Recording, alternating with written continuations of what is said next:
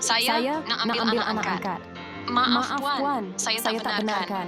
Kenapa? Adakah sebab saya pakai macam ni? Jadi awak ingat saya orang jahat? Itu kan Puan hari tu. Bagi saya duit tu. Cepat. Tolonglah jangan sakiti saya.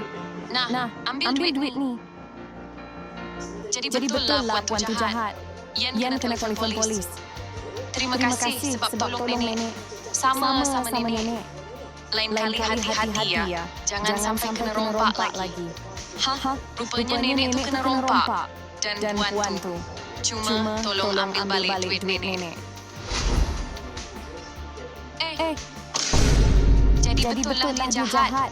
Dia nak curi kereta tu. Terima kasih sebab tolong baiki pintu kereta saya. Sama-sama. Ini perkara yang mudah saja. Rupanya dia cuma tolong orang baiki kereta. Awak lagi. Maaf.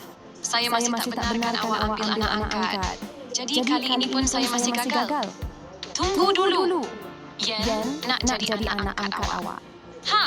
Betul ke? Tapi kenapa? Sebab Yan tahu.